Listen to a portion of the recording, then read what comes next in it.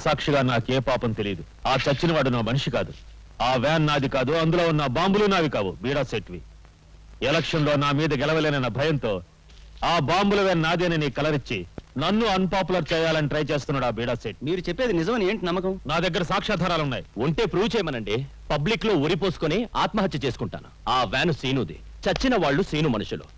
Election లో ఓట్ల కోసం తన మనుషుల మీద తనే బాంబు దాడి చేసి వాళ్ళని నేనే చంపానని బిల్డప్ ఇచ్చి పబ్లిక్ లో సింపతి పొందాలని చూస్తున్నాడు ఆ శ్రీనివాస యాదవ్. అలా అని చెప్పడానికి మీ దగ్గర సాక్ష్యాధారాలు ఏమైనా ఉన్నాయా? బ్రహ్మాండంగా ఉన్నాయి. ఉంటే చూపించండి. నేను రాజకీయ నాయకుల్లాగా అవసరమైనప్పుడు మాత్రమే సాక్ష్యాలు బయటపెడతాను. బీడా సేఠ్ హంతకుడు సాక్ష్యాధారాలతో నిరూపిస్తా. శ్రీనివాస్ యాదవ్ హంతకుడు నా దగ్గర సాక్ష్యాధారాలున్నాయి.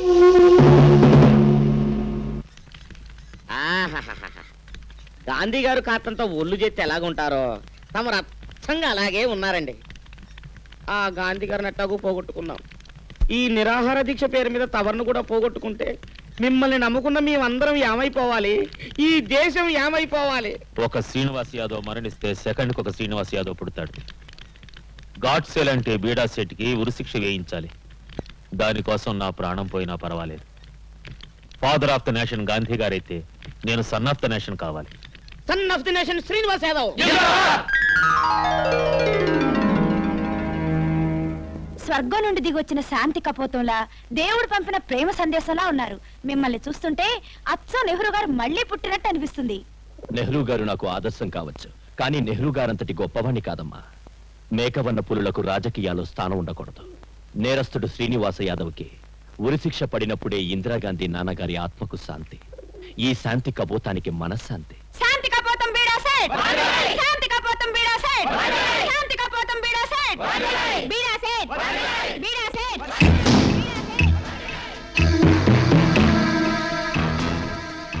నిన్ను అరెస్ట్ చేస్తున్నా. నన్ను నేనేం చేశాను బాబు? ఏం చేసావో ఆ శ్రీనివాస్ యాదవ్ ప్రెస్ మీట్ లో చెప్పాడు బాబు. అదే కంప్లైంట్ గా ఎఫ్ఐఆర్ రాశాను బాబు.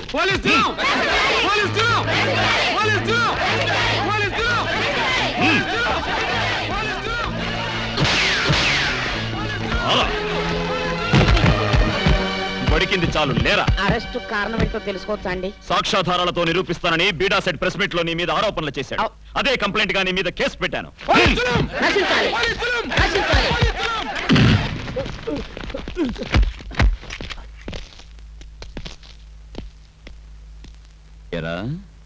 పట్నం బజార్లో ఖాదీ బండారుకెళ్ళి 4 గజాల ఖద్దరుబట్ట కొనుక్కుని చొక్కాలు కుట్టించుకున్న వాళ్ళంతా దేశ నాయకులైపోతారా? రాట్నం వడగ్గానే జాతిపితలైపోతారా? షూట్ చేసి పారేస్తాను. భుజాన పావురం కోటుకు ఎర్ర గులాబీ పెట్టగానే చాచా నెహ్రూ అయిపోయావా?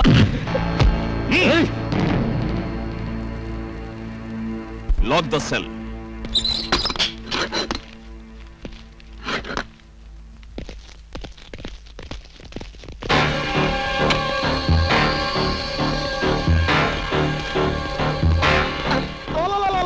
మీరు సెల్లోనా? అసలు ఏంటండి ఈ అన్యాయం? నల్ల కోటుల్లో కాకుల్లా చిటికలో వాలిపోయారే. సీను గారికి బెయిల్ పేపర్లు తెచ్చాం.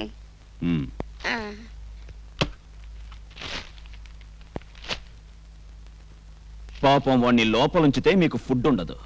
వాడు బయటికి రావాలి. దాదాగిరో మర్డరో చేయాలి. మీరు బెయిలు, వాయిదాలు, విచారణలంటూ 4 రాళ్లు సంపాదించాలి. అప్పుడే మీరు పెళ్ళాం బిడ్డలకింత ఫుడ్ పెట్టేది. It's too much. మీరు ఎక్కువగా మాట్లాడుతున్నారు. మరి ఏ అవసరం కోసం విడిపిస్తున్నారు? You are all tempters. Open the cell. రండి సరిపదా. నేను రాను. రారా? రాను. అలగటానికి ఇది అత్తొరిలు కాదు, మీరు శోభనం పెళ్లి కొడుకు కాదు. టైంకి వచ్చాం కాబట్టి సరిపోయింది. లేకపోతే ఈ బీడా సెట్ కొరిగినట్టు గడ్డం కొరికి పారేసి సేపు లేకుండా చేసేసేవాడు. నా తమ్ముడు బీడా సెట్ కూడా బెయిలిప్పిస్తేనే నేను బయటకు వస్తాను.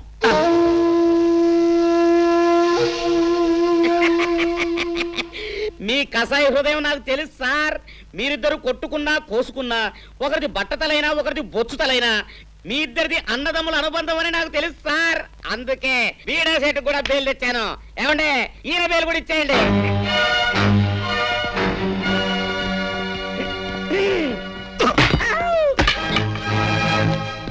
ఐకమత్యం లేకపోతే సింహాన్ని కూడా చిట్టెలుకలు తింటాయి.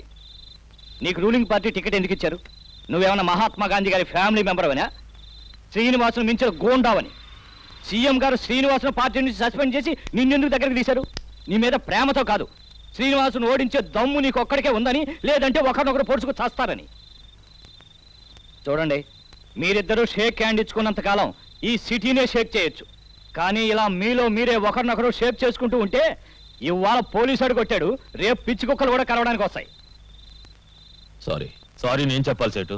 నేను ఎలక్షన్ లో విత్డ్రా చేసుకుని నిన్ను గెలిపిస్తాను. ఓకే, అలాగే.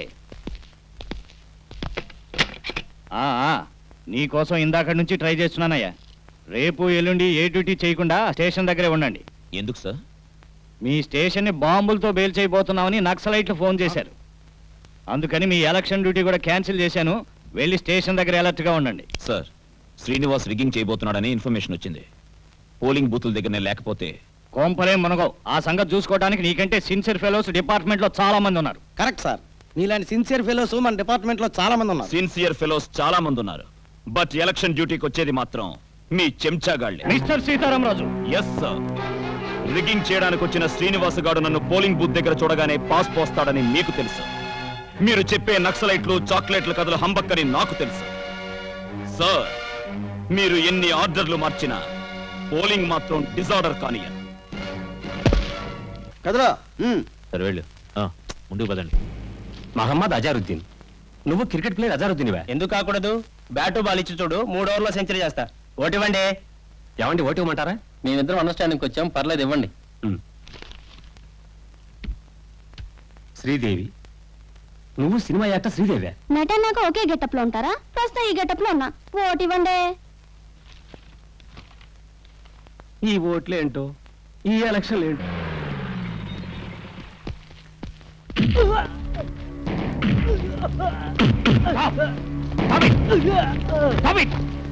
మిస్టర్ రాజు, ఓటర్ల మీద ఏంటి దౌర్జన్యం? ఓటర్లు కాదు సార్, రౌడీ షీటర్స్. నిన్ను స్టేషన్ లోనే ఉండమన్నా కదా, ఇక్కడికి ఎందుకు వచ్చావు? కొన్ని పోలీసు కుక్కలు ఎంగిలి మెతుకులకు కక్కుర్తిపడి గూండాలకి మచ్చికయ్యాయి. చెప్పు దెబ్బలతో ఆ కుక్కల్ని దారికి తెమ్మని ఎలక్షన్ ఆఫీసర్ స్పెషల్ డ్యూటీ మీద నన్ను ఇక్కడ పోస్ట్ చేశారు. ఆర్డర్స్ ఉన్నాయా?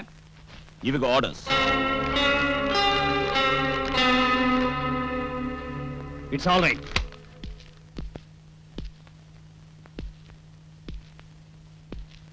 उल्लू के पट्टे, सुअर के बच्चे, ये पुलिस और गुंडे दोनों भी चोर है.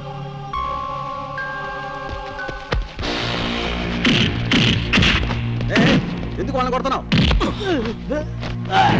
ఎందుకు కొట్టారు?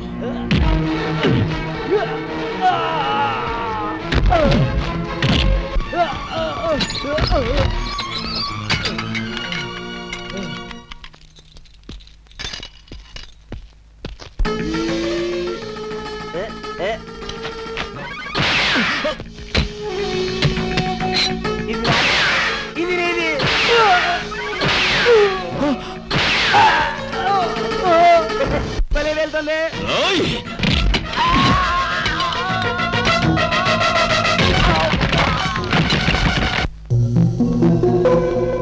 ఎస్ఐ సీతారామరాజు మన వాళ్ళు పోలీస్ స్టేషన్ లో కాల్ చంపాడు. రండ్రా.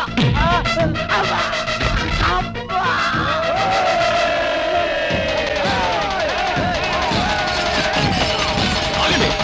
ఆగండి!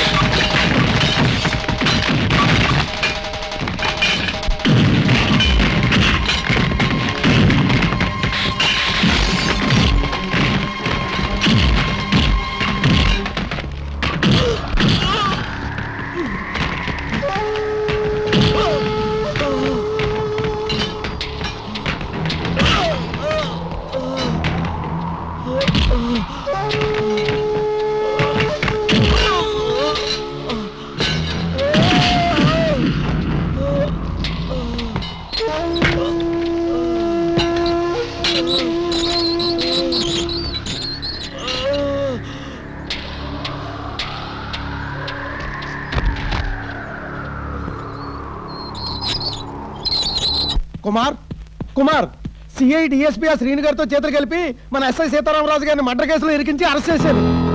రామరాజు గారిని అన్యాయంగా కొట్టి హాస్పిటల్లో జాయిన్ చేశారు.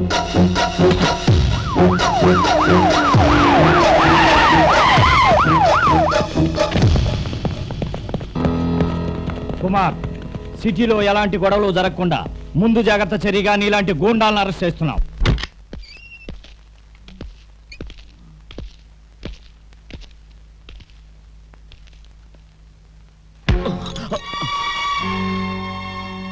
నిన్ను సస్పెండ్ చేశాం.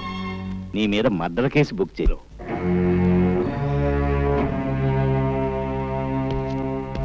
Good morning Sitaramaraju.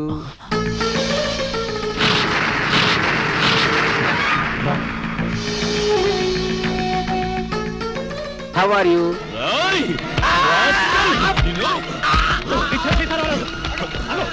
సెల్లో వాళ్ళని చంపింది వీడే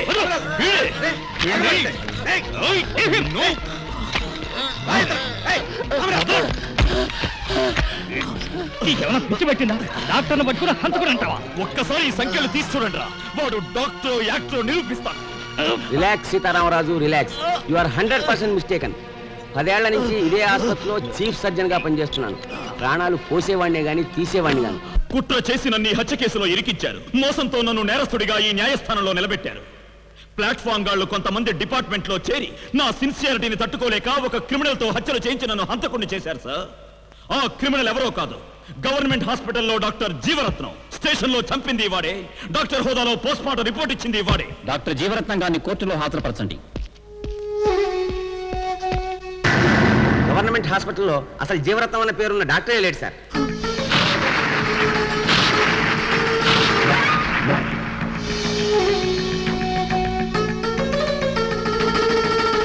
వీడు ఎస్ఐ ఏంటి సార్? హంతకుడు వీడే సార్. హత్యలు చేసింది హాస్పిటల్లో డాక్టర్ అన్నావు కదయ్యా? అవును సార్. పోలీస్ స్టేషన్ లో పిచ్చివాడు, హాస్పిటల్లో డాక్టరు, వీడు ముగ్గురు ఒక్కరే సార్. అంటే ముగ్గురు మొనగాళ్ళ సినిమాలో చిరంజీవి లాగా నాది త్రిబుల్ రోల్ అన్నమాట. న్యాయస్థానాన్ని రంగస్థలాన్ని చేశారు సార్. వీడికి మేకప్ వేసేవాడొకడు, వీడితో రిహార్సల్స్ చేయించేవాడొకడు, వీడితో నాటకాలు ఆడించేవాడొకడు. ఏ వేషం కావాలన్నా ఆ వేషం వేయగలడు. కావాలంటే మీ వేషం కూడా వేసి జనాన్ని మెస్మరైజ్ చేయగలడు సార్. మెస్మరిజం చేయడానికి, హిప్నటిజం చేయడానికి నేను పిసి సర్కార్నో బివి పట్టాభిరామ్నో కాదు, సబ్ ఇన్స్పెక్టర్ని. సార్, 3 ఏళ్లు కరీంనగర్లో ఎస్ఐగా పనిచేసి ట్రాన్స్ఫర్ మీద ఇవాళ సిటీకి వచ్చాను. నా పేరు T Prabhakar. This is my identity card. చేసిన నేరాలకు ఉరిశిక్ష పడుతుందన్న భయంతో పిచ్చివాళ్లాగా యాక్ట్ చేస్తున్నాడు సార్. సెల్లో ఉన్న వాళ్ళని సీతారామరాజు షూట్ చేయడం నాకు కళ్ళారు చూసాను సార్.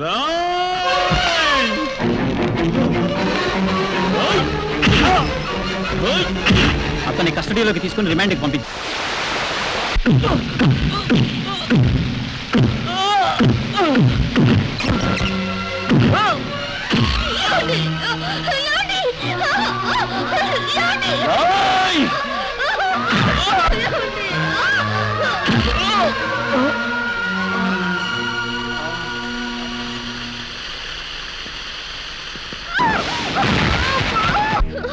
ఎస్ఐ సీతారామరాజు హంతకుడు అని మెయిన్ హెడ్డింగ్ పెట్టి మార్నింగ్ ఎడిషన్ ప్రింట్ చేయి.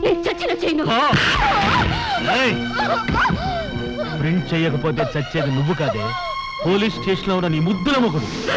వీడా సేట్, వాడిని లేపేసాయి. చేయకండి, నేను ప్రింట్ చేస్తాను.